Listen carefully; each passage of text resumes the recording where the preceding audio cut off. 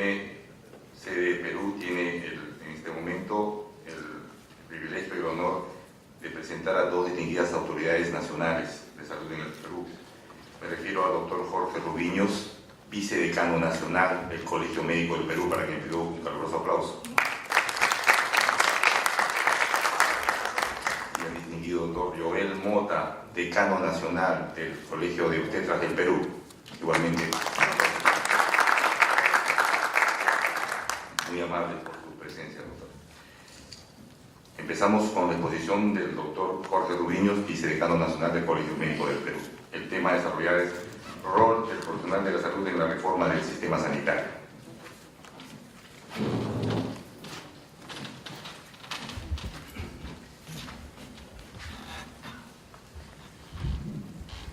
Muy buenos días, distinguida mesa de honor, colegas e invitados todos.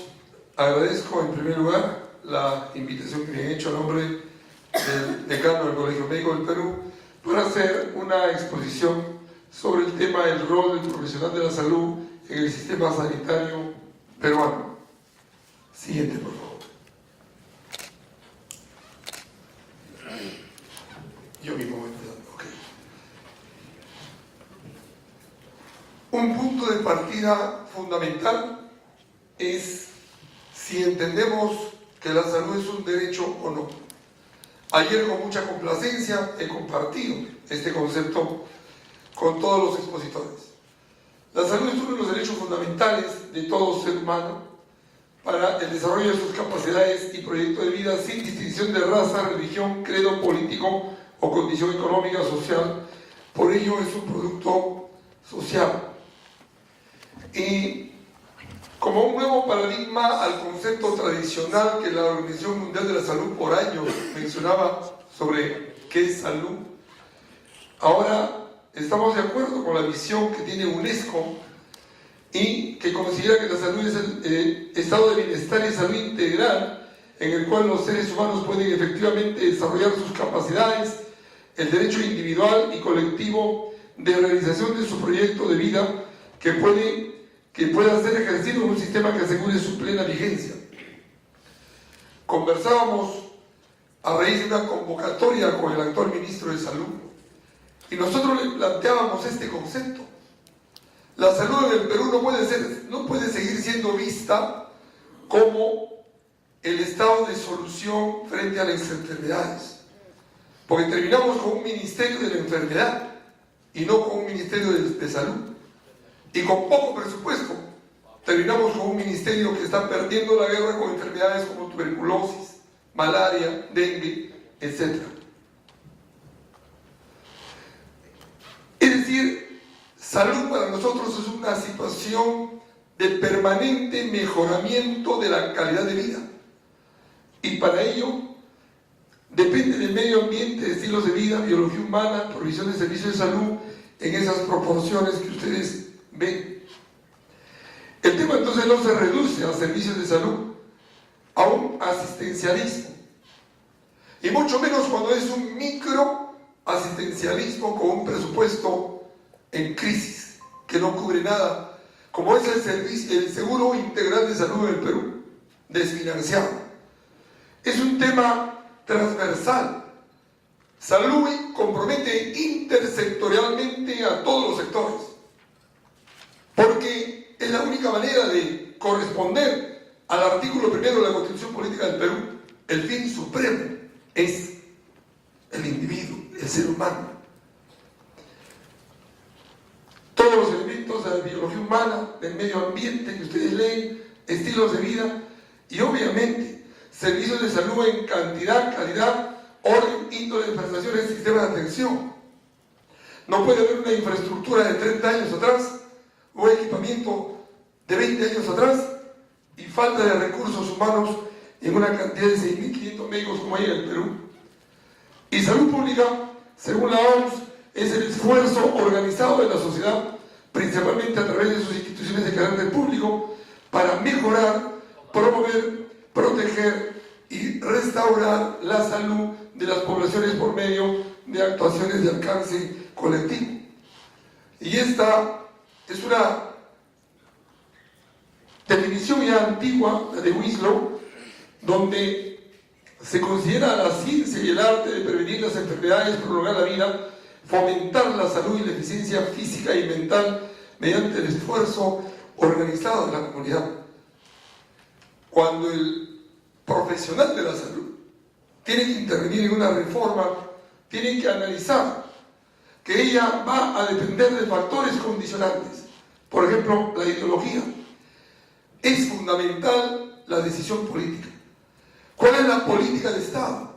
Y la mejor manera de ver la importancia que se le da a salud a una política de Estado, y si es que existe esta o no, es ver el presupuesto de la República asignada al sector.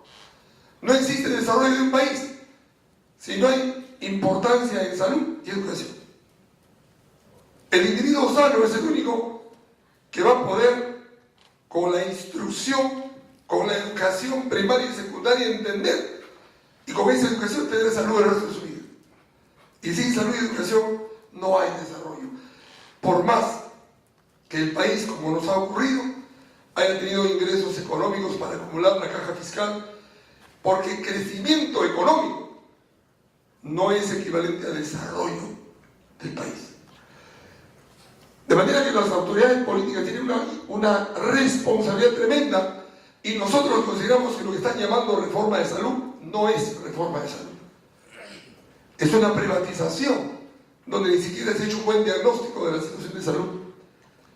De manera que la evolución del concepto de salud tiene que ser como un concepto positivo, y tenemos que llamar reforma a lo que prospectivamente mejora el estado anterior, que legalmente es un derecho ganado por la población y no puede retroceder. Sin embargo, nosotros consideramos que privatizar la salud, considerar la salud derecho como una mercancía, es un retroceso, y en todo caso tendríamos que hablar de una reforma retrospectiva o retrógrada. El derecho a la salud está reflejado en la Constitución Política del Perú, lo vamos a ver más adelante. Avances científicos y teóricos que nos tienen que ir ayudando en tecnología, en teorías, a aplicarlos. Como no aprender de los pilotos aviadores que han tenido que mejorar sus mecanismos de seguridad, su famosa lista de chequeo, para poder sobrevivir en el aire y reducir los efectos adversos y que el transporte aéreo sea el más seguro del mundo en este momento. Como no imitarlos para hacer una lista de chequeo, una cirugía altamente complicada, difícil. Pero si no se cumple con la lista de chequeo, vamos a tener problemas. Es decir, los avances científicos y teóricos hay que aplicarlos, y hay que aplicarlos multidisciplinariamente. Hay que ver eficiencia de los servicios sanitarios, y la población tiene que opinar. No puede haber una reforma si no participa el pueblo, y mucho menos si no participamos los actores de la salud, como somos los 12 gremios profesionales que en el Perú forman el equipo de salud, y que no hemos participado en una llamada reforma que además no tiene el presupuesto indicado, porque han juntado 8.000 millones de soles y lo van a dar a los privados bajo las asociaciones público-privadas.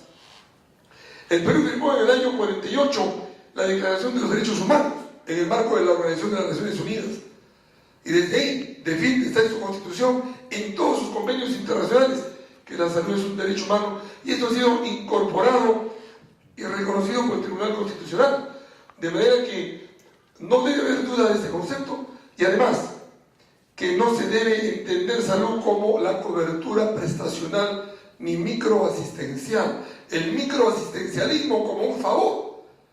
No, es un deber.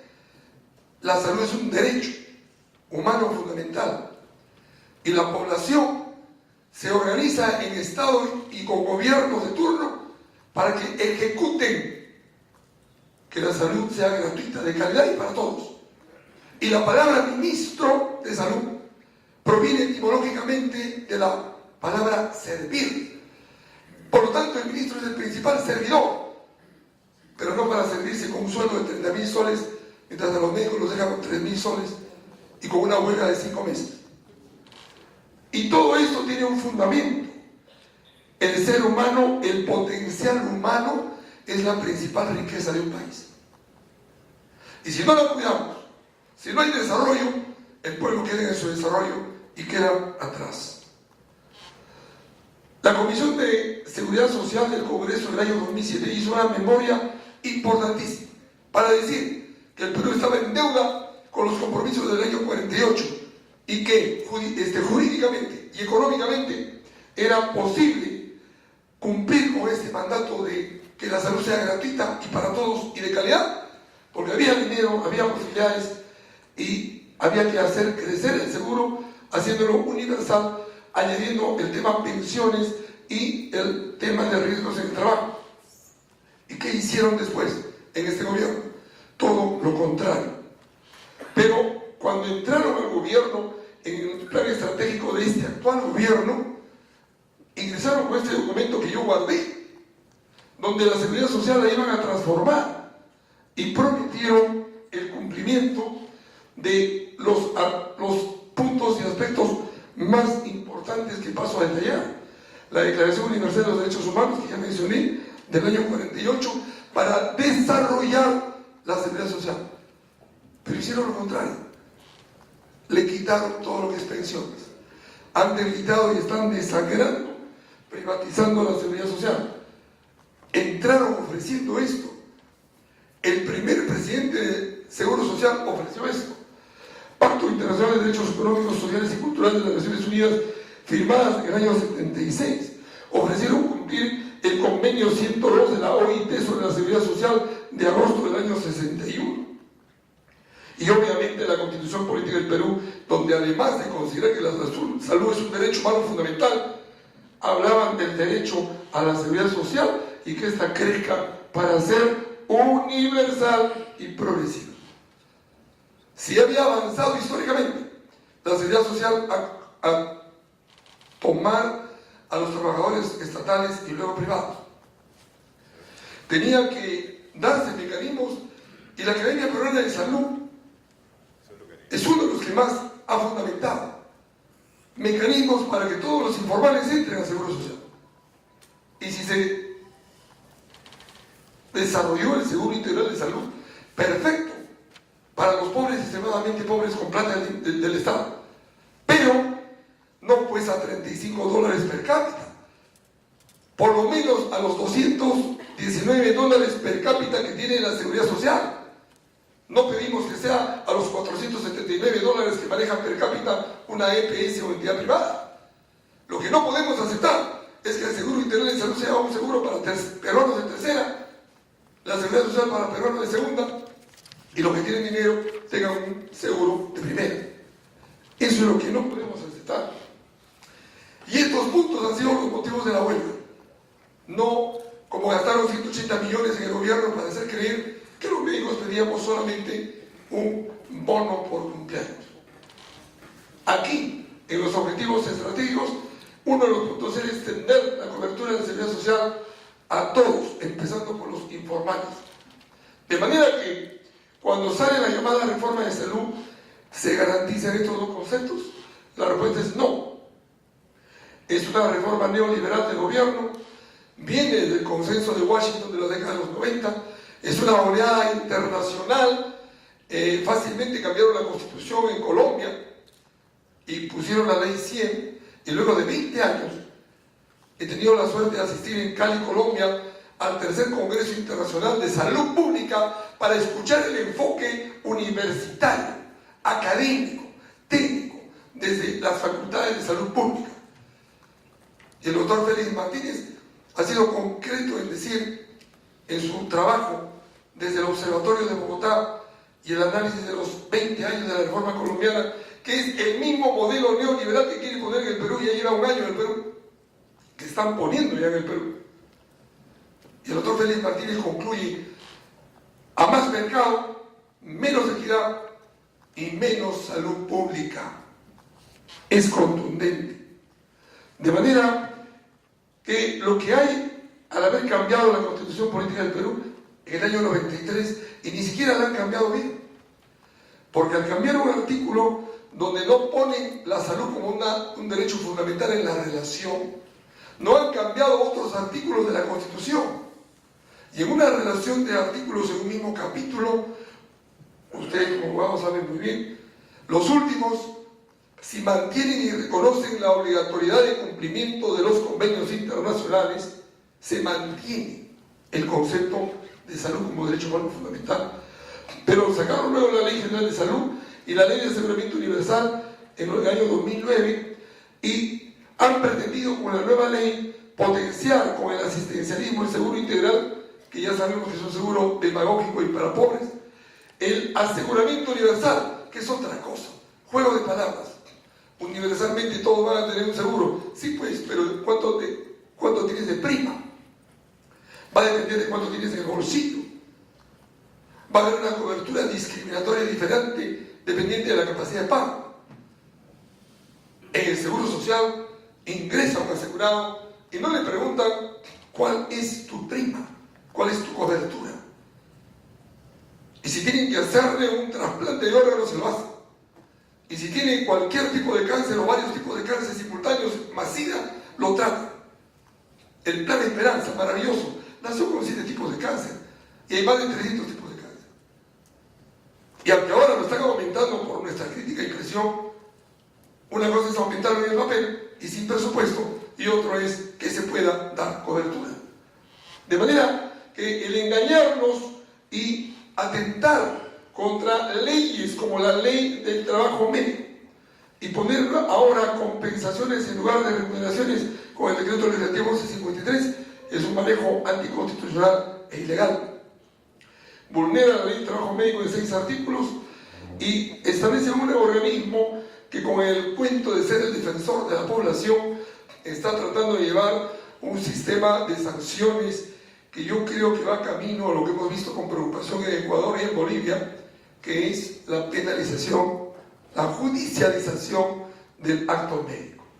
Gravísimo, porque se salen disposiciones en las que, contraviniendo disposiciones de la Organización Mundial de la Salud, en la que para aumentar la rentabilidad de las APP que ya están firmando, ya están concesionándose los hospitales grandes del Estado, que antes eran privados, eran públicos y gratuitos para el pueblo, y que fueron cobrando algo módico, ahora van a ser dados en concesión por 30 años. Ya lo están haciendo con el Hospital Loaiza, 2 de Mayo, etc.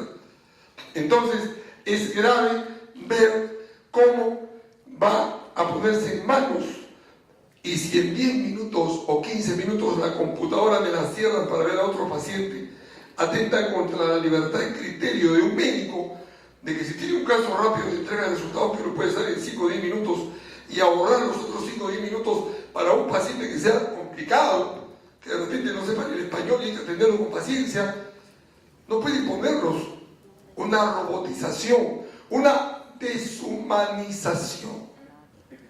¿Por qué? Convierten al médico en un proletario, en un obrero, en una máquina. Creo que esto es inadmisible y todo esto fue motivo de la huelga médica. En el Perú el financiamiento lo hace en su mayoría el gasto bolsillo. El gobierno pone menos, la seguridad social pone después y los privados. Y cuando sacaron la ley de aseguramiento universal dijeron que iba a disminuir el gasto bolsillo. Y en la práctica vemos que esto no ha sido así. Ha incrementado el gasto bolsillo. Y que no nos engañen. No existe nada mejor en el mundo que la seguridad social. Y más en pueblos como el nuestro, que tiene tanta pobreza, y pobreza extrema que resume hasta un 70% de la población. El seguro social es integral, con cobertura total, es solidaria, porque el descuento de los que más ganan va para los que menos ganan, pero con una atención igualitaria, y no hay ningún concepto aplicado en la práctica de solidaridad más grande que el concepto de seguridad social. Y es universal porque todo se maneja por igual. El aseguramiento no. Tiene una serie de sesgos con dispersión de planes, fragmento de sistemas, y además, en todos los países del mundo, el gasto público que está en azul es el que más sostiene los sistemas de salud. Aquí vemos la variación en los países. En Cuba, por ejemplo, lo privado es mínimo, pero habrá otros diferentes. Pero también hay países donde la inversión en salud del Estado es muy fuerte. Pero el sistema es, en todo caso, mixto pero regulando la parte privada por el Estado.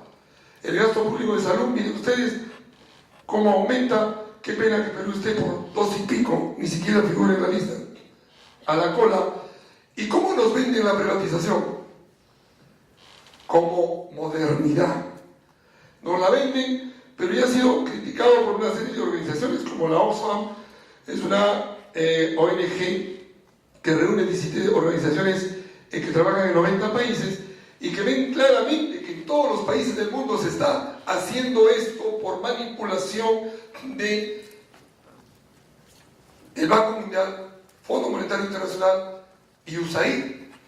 No es coincidencia que USAID asesora en el gobierno de Fujimori con un equipo técnico constituido por una bachiller llamada Midori Ihavich, un doctor llamado Oscar Ugarte, y así podría seguir dando nombres, un doctor llamado Aníbal Velázquez, y de pronto, oh sorpresa, en los siguientes gobiernos, estos 3 asesores de USAID para privatizar son los ministros, o sea, son los operadores de la privatización.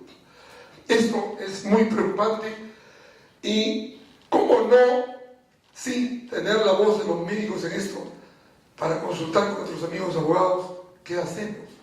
Porque en Lima, la dotación de médicos especialistas en el Ministerio de Salud y los gobiernos regionales en el 2012, miren ustedes, solamente en Lima es de 4.063 médicos en un total de 7.000. Es decir, más del 50% de los médicos están en Lima. Y observen, el departamento de Madre de Dios solo tiene 12 médicos. El Callao tiene 518. Esto no puede seguir así. Y no puede haber reforma que no corrija eso.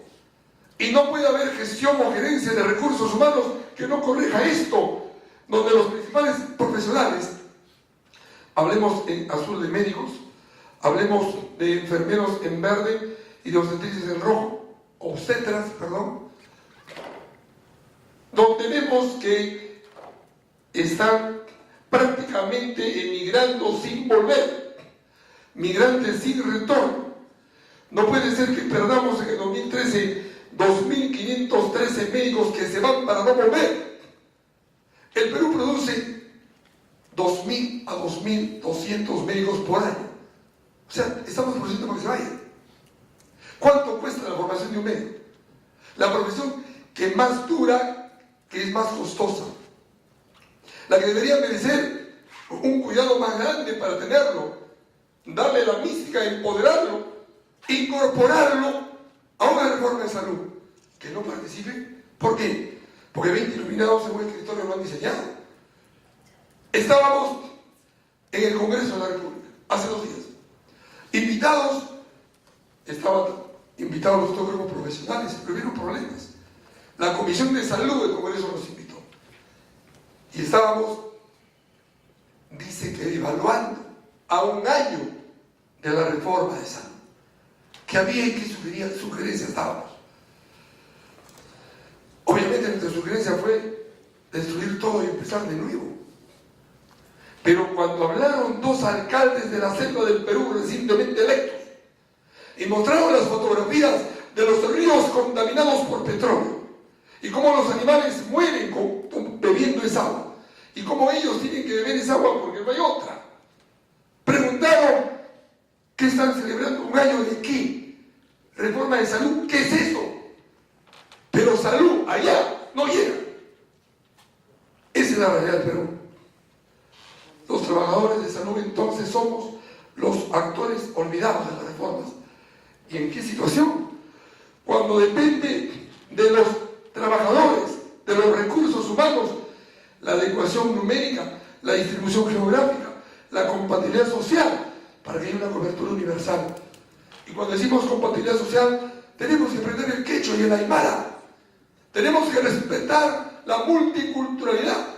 Y de eso vamos a hablar en el Congreso de Bioética, porque le vamos a dar preferencia a los grupos vulnerables.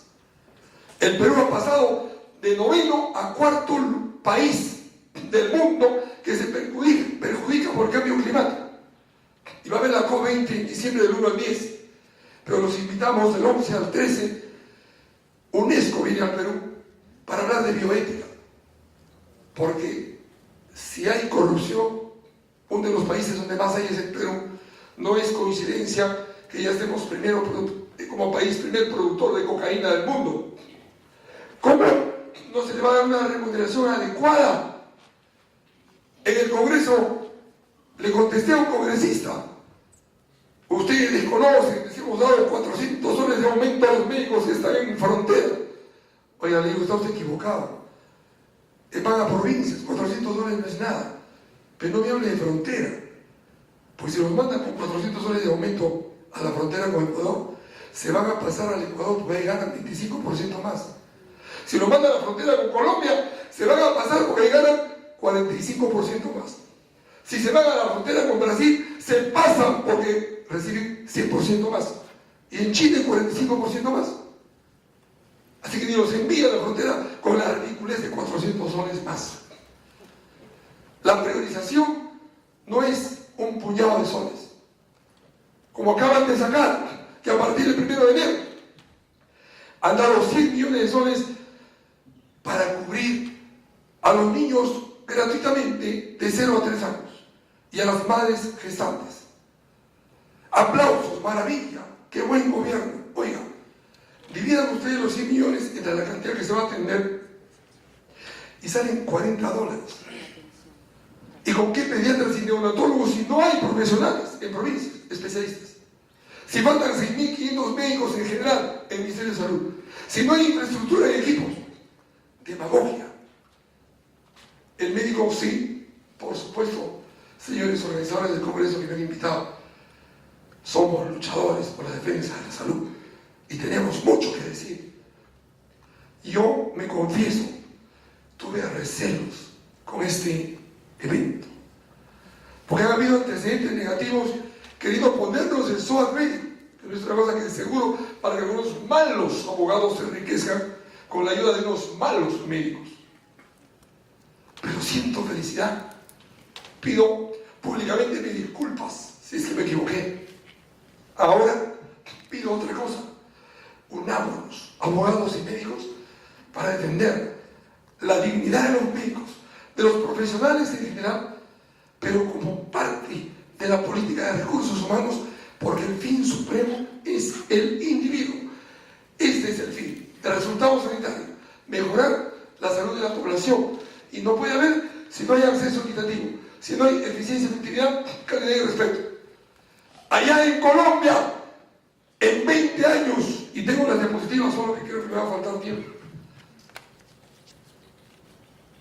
las AFPs, todo el dinero que dio el Estado y lo que ganaron, han terminado construyendo, por dar un ejemplo, instituciones especializadas en neonatología, en pediatría, en cirugía pediátrica, en genética, en los sitios urbanos de más ricos, donde pueden después cobrar, y donde hay mayor morbilidad y mortalidad, es decir, en los sitios pobres, no han construido ninguna edificación.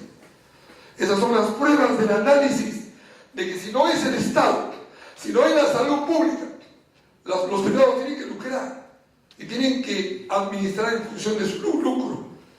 De manera, esto nos da una idea de la densidad poblacional y los recursos humanos en el sector salud. Están los médicos en verde, los enfermeros en azul, los obstetras en rojo. Hay escasez. Ayer en el Congreso escuchábamos a los tecnólogos. Escasísima cantidad de tecnólogos. No hay, es decir, ninguno de los gremios. Igual, cuando vemos los profesionales de medicina humana por quintiles de pobreza, observamos que donde hay pobreza hay muy pocos profesionales. Y donde hay riqueza hay más profesionales. Y eso no ha variado en el tiempo.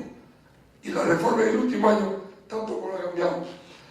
Y el eje para una verdadera reforma de salud debe ser el acto sanitario, pero en función del acto médico. ¿Cómo no va a participar el médico?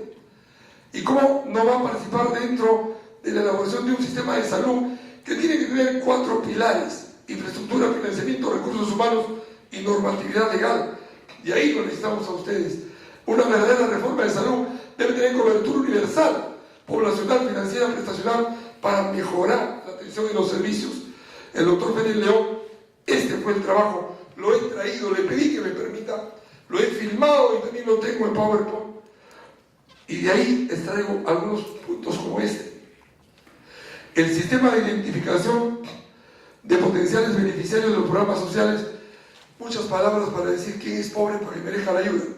El CISBEN muestra, miren ustedes, servicios de hospitalización pediátrica hay en gran cantidad donde hay muy poca población pobre, y donde hay más morbidez y mortalidad, ahí hay muy pocos, lo que están azul, servicios de hospitalización.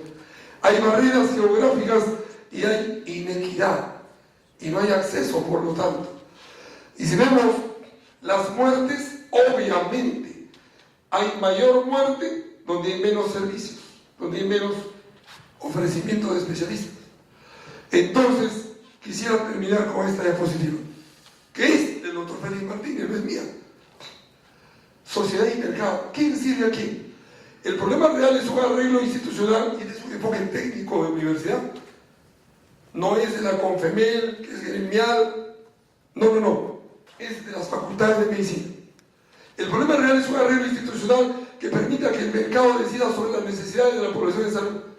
La experiencia colombiana deja clara evidencia, son 20 años, sobre la capacidad de tal arreglo institucional para desviar, presionar y concentrar los recursos asignados por captación hacia los negocios que permiten mayor margen y por cualquier medio, no siempre el más legal, y yo diría casi siempre ilegales. Han sido muy cortés.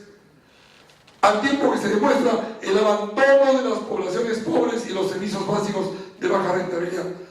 Si esta es la experiencia en Colombia en 20 años, ¿por qué insisten en ponerla en Perú con tantos técnicos en el ministerio? Porque no les interesa el análisis técnico, les interesa el lucro. Y contra ello, los médicos luchadores queremos abogados luchadores a nuestro lado. Es entonces, en los mismos términos de Polanyi, que el mercado deja de servir a la sociedad y la sociedad comienza a supeditarse al mercado. En salud, ¿esto es aceptable? Señores, el Colegio Médico del Perú considera que la mayor riqueza de un país es el potencial humano. El fin supremo del Estado y los gobiernos es el individuo. Artículo 1 de la Constitución Política. Aquí todos o la mayoría son abogados. Es obligación del Estado dar salud gratuita a los peruanos, de calidad y para todos. Y la forma de hacerlo es la seguridad social universal. Este niño puede ser de cualquiera de nuestros países. Depende de nosotros el darles desarrollo con mejor salud y educación. Muchas gracias.